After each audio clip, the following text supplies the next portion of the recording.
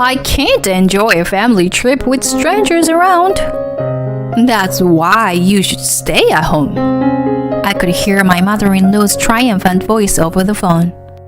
My in-laws, my husband, and I were supposed to go on a trip together, but I was left behind.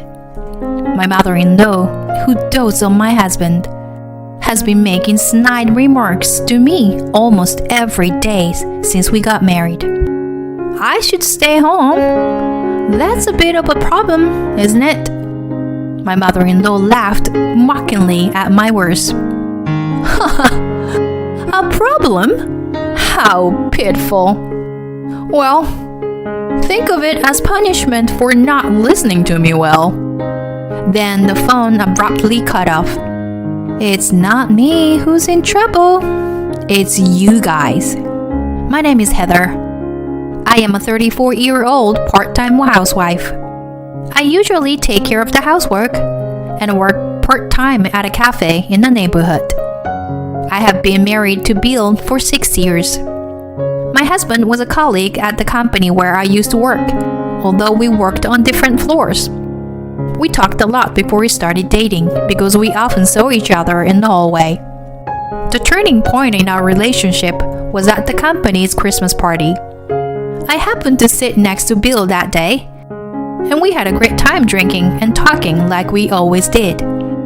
Bill went to the restroom for a while, and I listened to a group of people nearby who were having fun talking. Then, a drunken manager from another department came over and started bothering me. Drink more. Come on. You're young.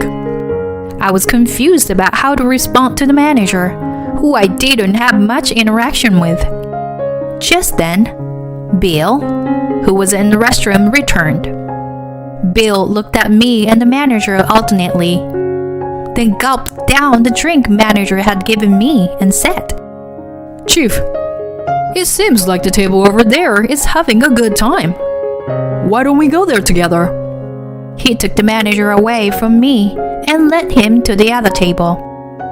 This was the start of my realization that I was attracted to Bill. After dating several times, I confessed my feelings to him, and we officially started dating. 6 years ago, we got married, and although we don't have any children, our relationship is good. However, there is one thing that I am worried about, which is my mother-in-law, whom we are currently living with. After we got married, Bill and I lived in a small house together, but the next door caught fire, and our room was also flooded. We had to evacuate somewhere else while waiting for the recovery process to finish, but we didn't know where to go. Then, Bill's mother offered us to live with them, and we gratefully accepted. The problem is that after we started living together, my mother-in-law's comments became increasingly sharp. Even though I knew that she dotes on Bill and had made some snide remarks before, living with her made it more difficult. For example, one day when I had finished doing all the housework and was drinking coffee in the living room, my mother-in-law came home and started running around the house, saying this to me. Housework is a way to show gratitude to the husband who brings in income. You are really unfit to be a daughter-in-law if you can't even do this much. I don't know how to react to my mother-in-law's scolding, so I remained silent. If you can't do what you're supposed to do, then leave. There she goes again. This is her catchphrase. In the end, it was my mother-in-law who allowed us to live together because she wanted to live with Bill again. For my mother-in-law, my existence as a wife is nothing but a hindrance. Mom, don't blame Heather too much. Well, what Mom's saying makes sense. In a way, it's no good to neglect housework just because you were working part-time. Right, Heather? It's not a bad thing to cherish one's own mother, but I wish my husband would defend me a little more. I never intend to neglect housework. Even though I work 5 days a week for a short time, I never neglect the housework for 4 people. I do the same even when I'm not feeling well. On the other hand, my mother-in-law, despite being a housemaker, is playing around every day. I've never seen my mother-in-law do housework since we started living together. But since I'm living under her roof, I can't complain to her face. In this unfamiliar environment, I was just enduring it. Then one day, Bill suggested that we go on a trip. Just the 2 of us, which was unusual. Do you want to go to a hot spring? How about next month? Now that the busy season is over, I have to take some paid time off. I thought if I'm taking it, I might as well spend it somewhere relaxing. A hot spring? Sounds good. I haven't put in my shift request for next month yet, so I can take time off whenever. After discussing it as a couple, we decided to take a 3-night hot spring trip in the middle of next month. I couldn't contain my excitement and started researching the destination whenever I had free time. But just as we were about to make reservations, my mother-in-law started saying something outrageous. Heather, I hear you're going on a trip with Bill alone. Why didn't you tell me? I was speechless at my mother-in-law's sudden inquiry. Of course, if she found out, she might insist on going with us, so I kept it to myself. But without saying anything, my mother-in-law let out an exaggerated sigh and then said what I expected. Next month happened to be our wedding anniversary, so we want to take family trip to celebrate. Yes, we should stay in a luxurious pension. Naturally, I had no intention of going on a trip with my mother-in-law.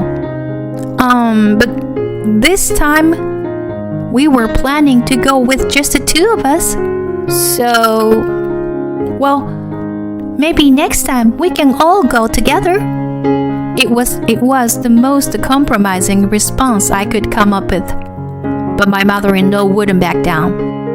Next time won't mean anything. We're celebrating our wedding anniversary. Can't you see? Well, if that's the case, why don't you just go with your husband? Just as those words were about to come out my mouth, Bill returned home from work. Welcome home, honey. We're just talking about the trip with Heather. Oh, I'm so excited. My mother-in-law was full of enthusiasm and started talking to my husband. And Bill was agreeing with her as if it were obvious. I wonder if Bill might have said something to his mother behind my back. Well, if Mom is looking forward to it, why don't we go together? All 4 of us. Shall we put off our plan this time? Okay, Heather? Then, as if always invisible, my quiet father-in-law joined and said, Oh, a trip? That sounds great. I had already become unable to refuse the situation of me and Bill going on a trip alone. All right then, next time we'll go just the 2 of us. Although reluctantly agreeing, Bill showed a relieved expression. I was not quite satisfied, but there was nothing I could do about it. I thought I would at least try to push for places to visit and local food that I wanted to eat. My lazy mother-in-law had no objections to me deciding on all the hotel reservations and sightseeing schedules. And the day of the trip arrived. We had finished all our packings, so we planned to have breakfast before leaving the house. When the alarm clock went off and stretched out my body in place. Bill? I noticed that my husband, who should be sleeping next to me, was missing. I thought maybe he had already gotten up and started getting ready. so I headed to the living room for the time being. However, there was no sign of Bill in the living room. Furthermore, his parents were also missing from the bathroom, kitchen, and entrance. No way! I had a bad feeling and called Bill's cell phone, but the phone didn't connect. Next, I called my mother-in-law's cell phone, and she immediately answered. Oh, Heather, what's wrong? Bill is driving now, so he can't answer the phone. Driving? Where are you guys now? When I asked, my mother-in-law answered with a carefree tone. Where are we? You were saying? We're on a family trip, of course. We can't enjoy a family trip with strangers, so you should stay at home. I could hear my mother-in-law's triumphant voice over the phone. I should stay at home? That's a bit of a problem, isn't it? I said, and my mother-in-law laughed mockingly at me. A problem? How pitiful! Well, think of it as punishment for not listening to me well. After saying that, my mother-in-law hung up the phone forcefully. I covered my face with both hands, and my shoulders shook, not with sobbing, but with a big laugh. Just enjoy yourself, dear. You will soon regret leaving me behind. I immediately opened the hotel reservation site and booked a luxurious hotel in the tourist spot we were supposed to visit today. I also made a reservation at a restaurant where I could have a delicious meal. It was a reservation just for one person, for me. All right, let's enjoy myself. I got ready and took my luggage onto the cab. Since I had researched various tourist spots, I wanted to visit them. It was a small tourist spot, so I might run into them, but I didn't care. I decided to forget about them and enjoy myself to the fullest. I entered a small souvenir shop that caught my eye, went into a fashionable cafe, chatted with the locals, and enjoyed my trip. As the day drew to a close, it was time for check-in. The hotel I had booked was the most luxurious hotel in the area. As I passed through the hotel's automatic doors and headed towards the check-in counter, I heard a woman's loud voice. Why can't we stay? I told you I pay if it's about money. As I looked closely, it was my mother-in-law who was causing a commotion. The hotel I had made a reservation for them was not this one. As I kept my distance and watched the situation, my husband noticed me. Hey, Heather, what's going on? You made a reservation for a pension, but we couldn't stay there, so we came to this hotel. And now we can't stay here either. As he said that, he started to get closer and closer to me. My mother-in-law also approached, her face turning red with anger. Yes, that's right. The pension wouldn't give you the keys unless the person who made a reservation was there. It's a security measure. That's why I told you. It will be a problem, didn't I? Finally, they seemed to realize how foolish their actions had been. My mother-in-law and husband exchanged glances. Their faces deflated. Just as they were about to cause more of a scene, several hotel employees rushed over to us. They quickly ushered my in-laws and husband outside, where they looked quite ridiculous. How dare you, Heather? We will stay at an even more luxurious hotel than this one. I felt somewhat refreshed and checked in with a smile. The beautiful interior and luxurious decor made me feel like I was in a dream. As I sat on a sofa in the lobby, I heard a group of women next to me, giggling and talking about something that caught my attention. Hey, Do you know about that hotel near the museum? There is a really bad rumor going around. Apparently, in the rooms on the second floor, people hear hallucinations and have all their belongings stolen. What? Is that true? That's not all. Apparently, someone even murdered there. And they still don't know who did it. We're lucky we're staying here, aren't we? Creepy. But if something like that really happened, wouldn't you call the police? Well, the hotel staff might be in on it too, they said. It was a rather ominous story, and I suddenly realized that the dinner reservation time was approaching. I quickly got up and headed to the restaurant. The dinner at the high-end hotel was even better than I had imagined. After dinner, I enjoyed a bath in the jacuzzi and was about to change into a nightgown and watch TV when suddenly my cell phone rang. Hello, Heather. We found a gorgeous hotel. It's very comfortable. It's too bad that you couldn't stay here. My mother-in-law sounded like she's in a good mood. Oh, is it so? You were lucky to find a hotel you can just go and stay at like that, right? There is hardly any other guest here except for us. So it's quiet and easy to spend time. It's really lucky to find such a beautiful hotel, so close to the tourist attractions, isn't it? With her words, something came to my mind. Excuse me, but is it a hotel near the museum? Yeah. But what about it? I knew it. I remembered the story about the creepy hotel that I heard in the lobby before going to dinner.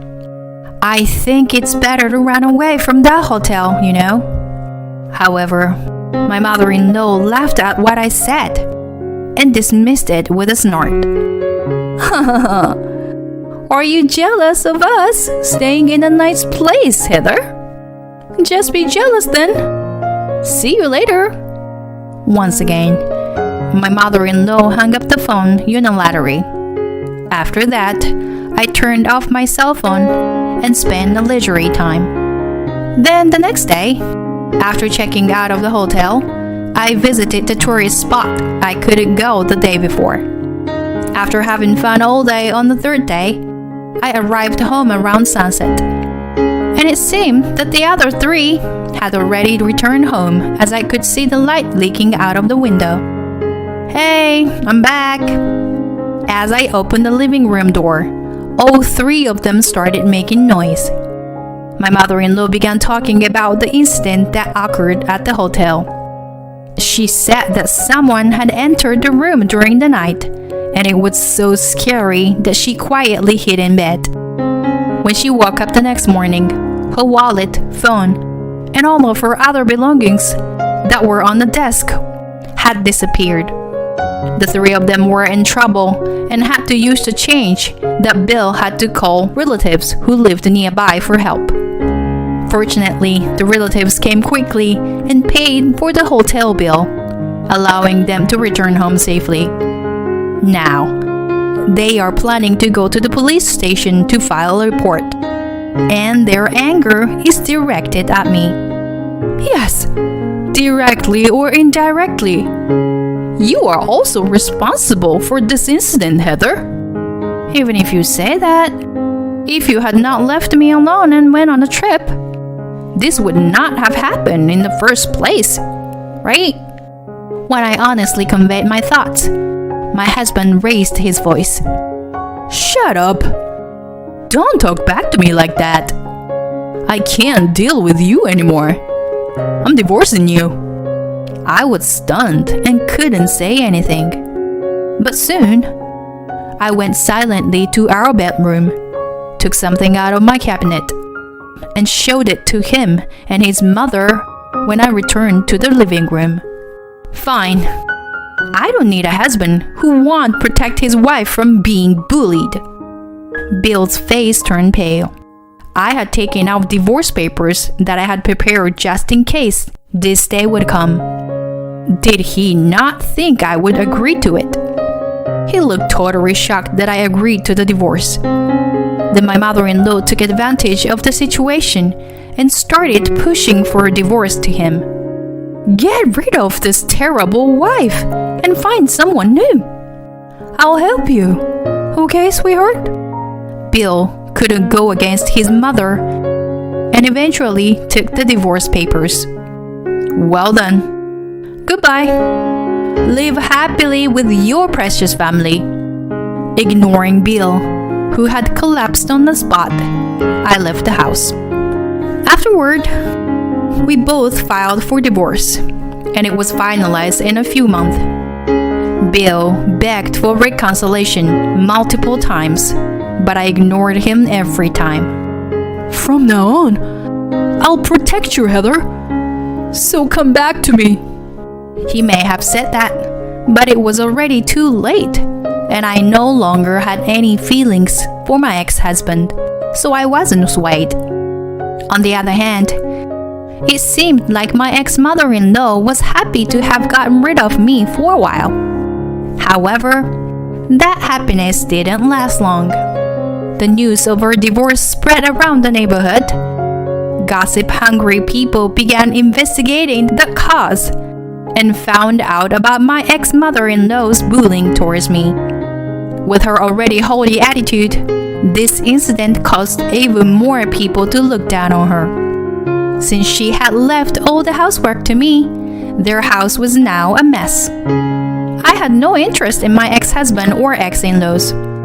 However, since I went through a painful experience, I hoped that they would somehow rebuild their lives and live honestly.